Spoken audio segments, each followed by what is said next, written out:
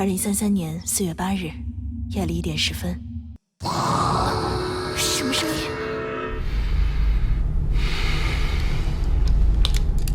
The Killing Antidote is a Chinese survival horror game developed by Metal Star Studio, inspired by the likes of Resident Evil, where you play as a young, attractive investigative journalist sneaking into some kind of creepy facility, finding items, solving puzzles, and having a hot shower every now and then to clean the blood and grime off your body, avoiding zombies and other horrific creatures, all of whom can literally tear your clothes off, along with there being a very high amount of character customization. Shut up and take my money! Yeah, so this one actually came out last year in October when it was released into early access. And yeah, like all jokes and memes aside, like despite how this might look on the surface, and yes, I know how it looks, what surprised me the most here is that this isn't actually a terrible game, it's far from it. Even if it does often feel and look like an asset flip. As someone who really prides himself on his ability for being able to play through and stomach crappy indie horror titles, I was happy to find that this wasn't really the case here.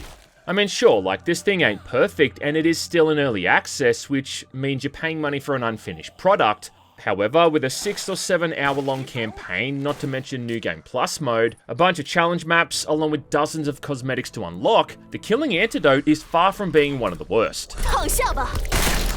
Right, so the story is you're playing the role of a young woman named Jodie, heading into the abandoned research facility of a company named X-Gene Technologies, who are responsible for some kind of mutant and zombie outbreak in a nearby city. Yeah, sounds familiar. Through scattered audio logs, you get a bit of a backstory as to what's happened here before your arrival. And it's pretty clear that something has gone horribly wrong, where it's not too long before you're suddenly under attack and fighting for your life. Eventually even coming up against other humans who've taken some of the surviving employees hostage, with there even being a fair few cinematics, all of which have actual voice acting and are surprisingly well animated. Now this is very much a game that seems to wear its influences on its sleeves, with the most obvious one being the Resident Evil series. I mean, you got the whole premise alone being someone exploring a facility that's been overrun by a science experiment gone wrong. But then there's all the other various survival horror hallmarks as well, like a safe room, manual saving, item boxes, and lots of backtracking. There's not really much item management though, considering you don't really have an item limit per se. Instead, you've got a weight limit, and if you ever exceed this, all it seems to do is drain your stamina just a bit faster. Apart from that, you've got jewels that are dropped by enemies, which can be sold for spare cash and then spent on items, kinda similar to the merchant in RE4. There's a section later on in the game where you're boarding up windows with planks of wood covered in yellow paint, similar to RE2, and even a ground stomp move to help finish off downed enemies, similar to Dead Space.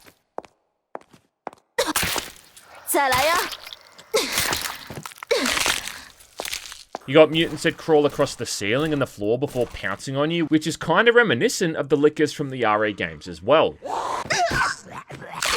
And then I also found these spitting zombies to be a lot like the lying figures from Silent Hill 2 and the Silent Hill 2 remake. Also, probably the most annoying one of all are these little bugs you encounter during one section in the basement, where every surface is covered in the kind of muck and excrement you'd end up seeing on Asmongold's bedroom wall. All of which kind of reminded me of that sequence against the Drain Demos in the RE3 remake. And just like in that remake, after this first encounter, you never see these things again. Good. Then later in the game, you'll start coming up against the Weepers, who are zombified young women sitting on the ground wailing in despair, who then scream their heads off when they see you, charging towards the player and even able to knock you over. And yeah, let me think, where have I seen that before?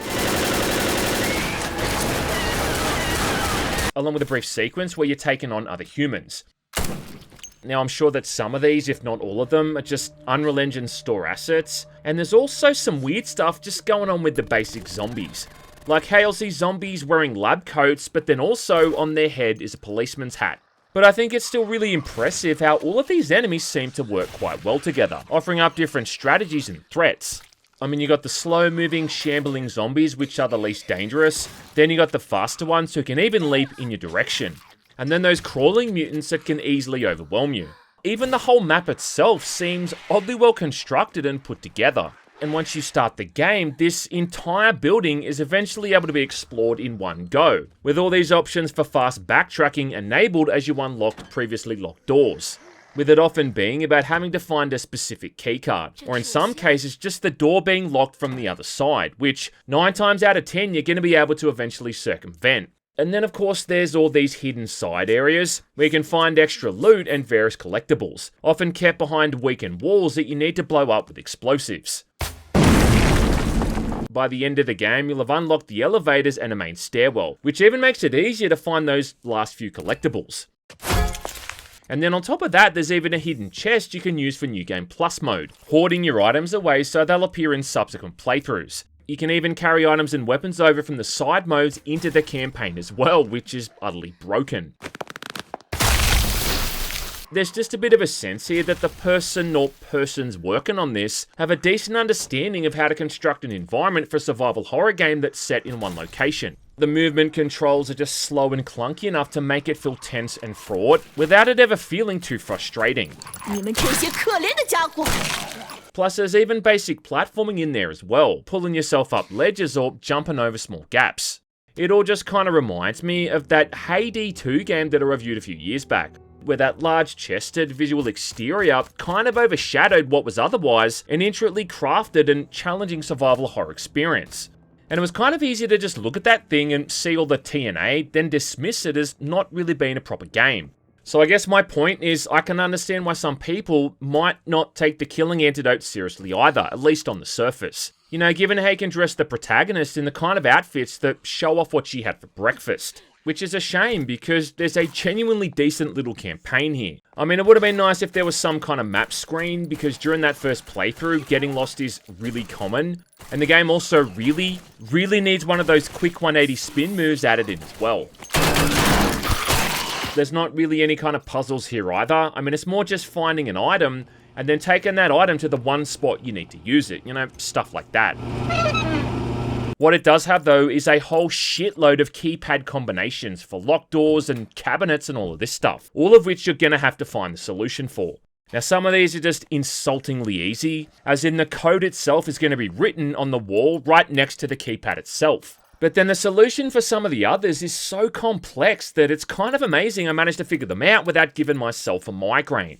Like this one here, for instance, the combination is hidden inside a Christmas poster on the other side of the room, with each of these 9 blocks corresponding to the 4 numbers you need to put into the keypad. They're the kind of thing where you spend 20 minutes trying to figure them out, convincing yourself that the answer must be somewhere else, only to then put all the pieces together and really be amazed by how simple it actually was. There's this other mechanic too for opening all these locked briefcases, where you've got to try to guess a 4-number combination one at a time, with the number then going yellow once you've guessed correctly. And opening these is just complete RNG. We happy? Yeah, we happy. But the real drawcard this thing has is all the various outfit options for Jodie, where throughout the game you're constantly coming across little boxes filled with different items of clothing. Different tops, pants, dresses, and even shoes, with there even being outfit sets you'll need to complete as well. And there is dozens of these pieces to find in total, some of which are in preset spots, but most of the time they're just randomly generated with each pickup. And I guess the idea is that you're supposed to play the game over and over until you find everything, but I discovered a bit of an exploit here early on. Check out the big brain on Brad! We can simply pick up a box, drop it in an item chest, and then repeat. Because clothing is only temporarily stored in your backpack. But if you interact with that item box, then it saves it to your wardrobe forever. At which point you can simply reload a save file and then just repeat doing that over and over until you've found every item in that category. You're a smart motherfucker, that's right. Unless of course you want to play through the game 10 times to do all of this organically. In which case, yeah, knock yourself out. There's a side mode back at Jodie's apartment, which looks super expensive by the way, where you can try on all of the clothes that you've got in your ensemble. And there's even the option to change her hairstyle, her makeup, or even to give her a goddamn tramp stamp. It all kind of reminded me a lot of Stellar Blade, to be honest, and even Jodie's appearance is kind of similar to Eve's. And yeah, like I won't lie, these features played a pretty big part in why I spent so much time playing this game. And I don't know what else to say, except I like playing games where my character is a nice looking lady, who can also dress up in nice looking outfits. You are one pathetic loser. It's the kind of thing that Steam Workshop is going to have a field day with, and in fact, they kind of already are. With a lot of men of culture already making their artistic contributions to this incredibly vital project. One bloke in particular really doing God's work here, and even adding in a Velma outfit.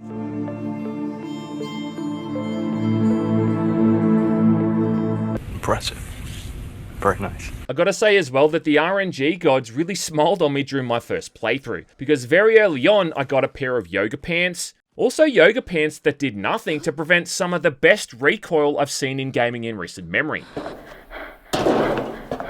Impressive. Very nice. Now, none of this stuff has any bearing or effect on the gameplay, like it's not adding damage protection nor affecting movement speed or anything like that. It's all purely cosmetic. But what is kind of neat is how the more you wear these clothes and take damage, you'll start to see them getting shredded and slowly falling apart. And it seems every piece of clothing in the game can be slowly eroded away through enemy damage, which is not only cool to look at, but also just kind of impressive technically. The same thing happens to Jodie as well, and you'll see her getting new scars and wounds across her body as the story goes on, with there even being this whole mechanic of taking showers in all the various bathrooms to clean yourself up. You'll even see her getting more and more sweaty the longer you put it off, and look, I don't think I even need to explain why that is an important feature. What does that have to do with it? No. He's got a point. One of the earlier objectives in the campaign is to literally get the water working again so you can take a shower. So yeah, I guess we can add MGS5 to the growing list of things that this game references. And I gotta say as well that I think it's a weird creative choice that they made these shower cinematics go for like 4 hours. When it comes to the shooting and all the weapons, this is a fairly familiar arsenal, especially as far as survival horror titles go. You start off with a knife and an axe, both of which aren't that great, and often about as effective as throwing a bowl of mashed potatoes at someone. In fact, you know what? I think a bowl of mashed potatoes would actually be a better option. Simply because if you threw that at someone's face, you could at least run out the room while they were distracted. Anyway, the main purpose the knife has is more to just be like those defensive items we had in the RE games, where it lets you break away from an enemy that's grabbed onto Jodie, preventing you from taking any further damage. Because using it primarily, much like the axe, ain't very good. After that, you've got a pistol and a revolver. With the pistol being the weapon you'll likely use the most throughout the game, especially early on. Now, there ain't too much to say about this one. I mean, it's a pistol, and it feels like you're shooting wet farts at the enemies. But if you aim for the head, it can at least take out the standard zombies in a few hits. And then that revolver is really just a better version of the pistol. Sadly, not quite killing Antidote's version of the Colt Python nor anything like that. I mean, like, don't get me wrong, it is an absolute free headshot machine, taking out most enemies in a single hit. But it's far from being any kind of overpowered hand cannon, and ammo for this thing is extremely common. Like all good survival horror games, there's also a shotgun. And luckily, Killing Antidote manages to get this thing right, making sure it hits loud and hard. Not bad. Not bad at all. And I was actually kind of surprised at just how good this thing felt to use. Especially with the way that it blasts enemies backwards on death, causing them to ragdoll across the room. As well as often just removing their head from its shoulders. It also helps as well that spare shells for this thing are quite common, meaning you can get through large chunks of the story using it primarily. Later in the game, you even start coming across those vending machines where you can sell off all the loot you've got and buy more ammo as well. And by the end of the game, you're going to be so flushed with cash and ammo that it's really just a straight out action game. With there even being a challenge room you can replay over and over that spawns in zombies that drop even more loot. Anyway, finally, you've got an SMG and then an assault rifle, both of which are great when aiming for the head, seeing as body shots seem to do about as much damage as harsh language. And then about halfway through the campaign, you'll also find the bow, which has the handy benefit of killing more or less everything with a single, well-placed headshot, as well as having a couple different arrow types, with a Rambo-style explosive one, and then another one laced with venom that seems to cause enemies to attack each other. And I don't know what it is with these indie horror games either, but I swear that every second one of them has to include a bow like it's some kind of unwritten law. All up though, it's a surprisingly smooth shooting system, with the aiming controls being quick and responsive.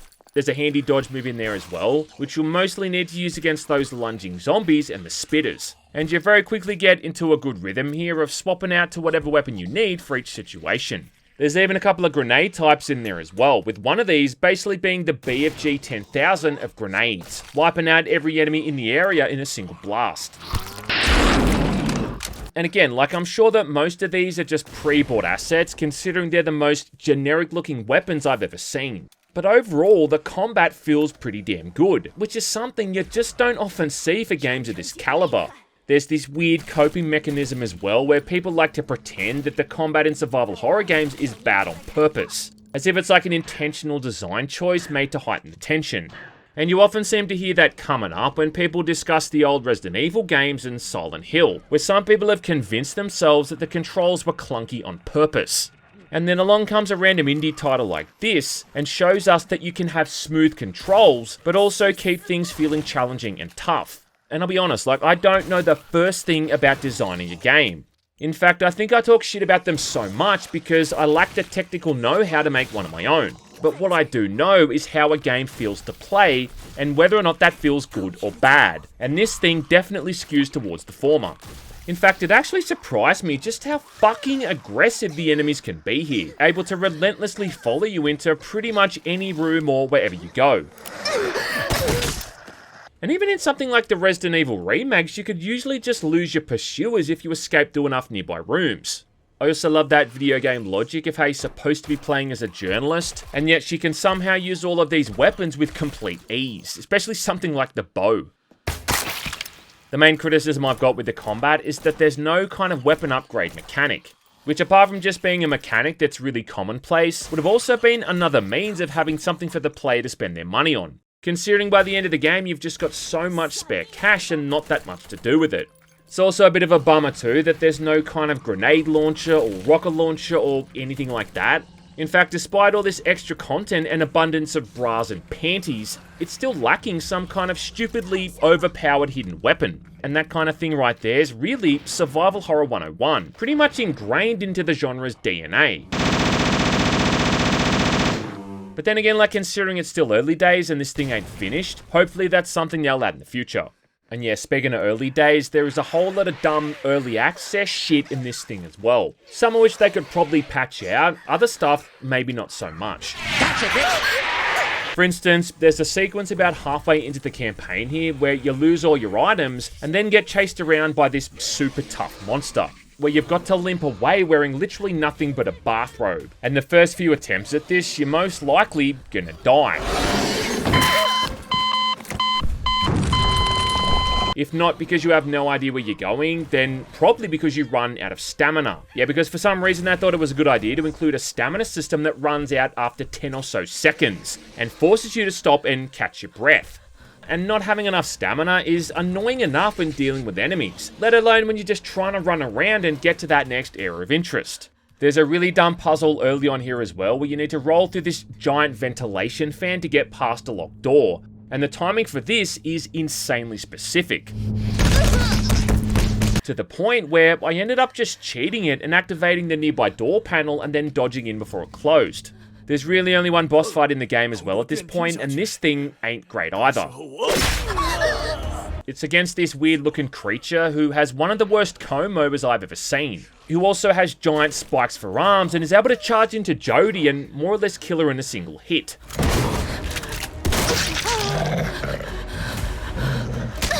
And the only way I was able to get past this guy was to exploit him around these metal shelves so he couldn't reach me. But even then, like, he'd often get lucky and get a hit off. Again though, considering how boss fights in most survival horror games are complete dog shit, I don't know, maybe this was also done intentionally.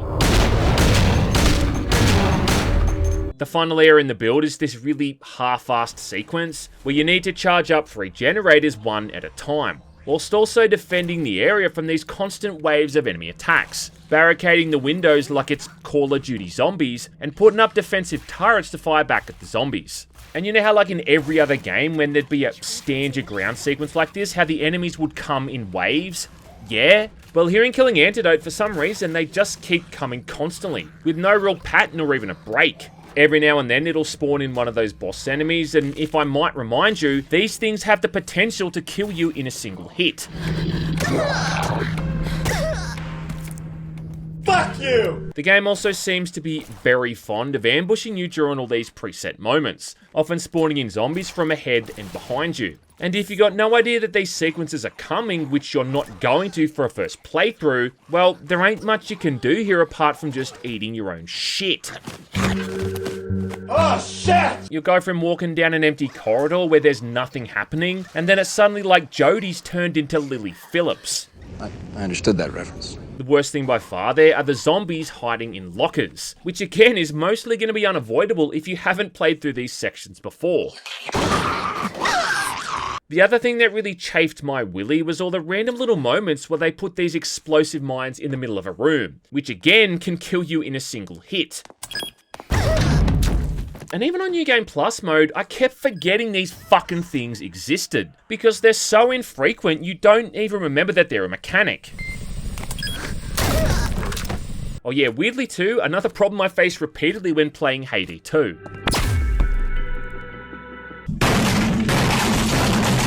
Now the final component of the game are all the hidden items and the few challenge maps on offer. For starters, you've got this whole data recovery minigame where you'll find corrupt hard drives in the main story, to then take them back to Jodie's apartment where you can repair them, which is this weird mechanic of lining up different numbers vertically and horizontally. And it's kind of like I'm playing Sudoku, but the only problem is I hate Sudoku, which kind of means that I also hate this. The numbers, Mason. What do they mean? Where are they brought? I don't know anything about any numbers. And it's all for nothing really anyway, just for a bit more intel and backstory on things that were going on at the facility. As for the so-called challenge maps, well, a lot of these still really feel like a work in progress, and a couple of them I'd even describe as experimental. The first one is a shooting gallery, only thing is the targets are put in the most random of places, not really even giving you any idea of where to go. And despite there being a timer, it doesn't seem to matter anyway, because all you need to do is find and shoot all the targets and you'll still win the level regardless.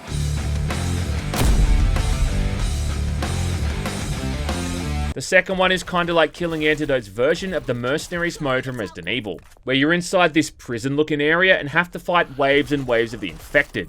Yeah, skimpy outfits and lots of zombie killing sure seems like Mercenaries mode to me.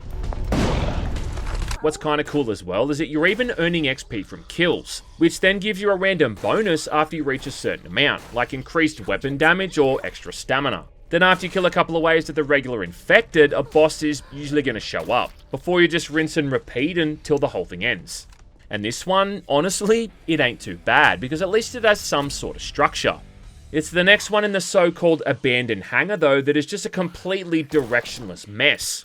Because if instead of standing your ground in one area, you now need to find your way to the exit, going through mostly empty buildings that kind of look like rejects from a PUBG map, as well as this maze of shipping containers that have arrows on them that don't even point you in the right goddamn direction. Again too, being constantly fucking ambushed by zombies popping out of nowhere. And for some reason as well, it's like those spitting enemies have turned into snipers. What's even weirder as well is how this one has respawn points, where when you're killed it can respawn you at seemingly no cost, making me wonder yet again why it even has a timer to begin with.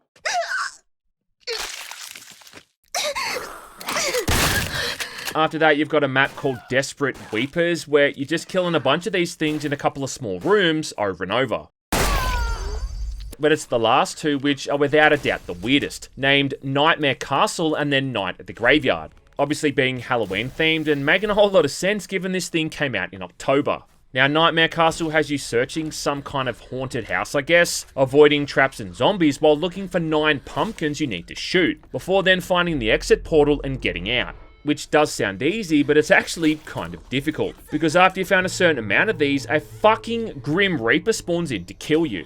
And not only can this guy go through walls, but his attack hitboxes are so huge that at one point I almost thought I'd accidentally somehow started playing Dark Souls and didn't realise.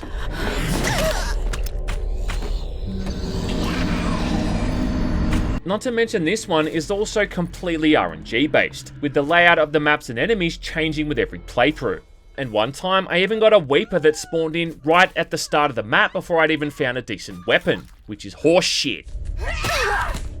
Even that exit portal is randomized too, with there being 3 or 4 of them in total spread across the map. As for Night at the Graveyard, well, this is set at a graveyard at nighttime, obviously, where all the enemies now have pumpkins on their heads, and you've also got new arrows for the bow that are supercharged and do extra damage. That Grim Reaper even makes a return here as a mini-boss during certain waves, only this time you can thankfully kill him with your bow. And then much like those other maps, every now and then the boss enemies are going to spawn in and totally push your shit in. And you're probably wondering, what's the point to playing through all of these? Well, the point is that it once again comes back to finding and collecting all those various items of clothing. And yeah, like I gotta say, despite how annoying the Nightmare Castle was, it was almost worth sitting through all of that randomly generated bullshit, just to find another piece of that outfit that makes Jodie look like some kind of latex fetish witch. Or after I'd found all those clothing items from the graveyard map and made her look like a pale-skinned demonic secretary. Now, the current build of the game ends right as Jodie takes an elevator to this underground laboratory section under the facility. Classic. And it does seem like they still have a few interesting places they're going to take the story, considering there's a bunch of earlier plot points that still aren't resolved. With the upcoming Act 2 apparently coming out early in this year, along with there being more challenge maps they're going to add in too. So overall, this is weirdly an easy recommendation from me. Especially keeping in mind that it's only made by a few people. And at a time when indie horror fans are really already eating good, the Killing Antidote does a surprisingly good job of holding its own. I mean, yeah, like it's kind of cheesy and it is dumb at times, but you know what? It's still far more fun to play through than Celine's Unbearable Night. See you never, Olivia.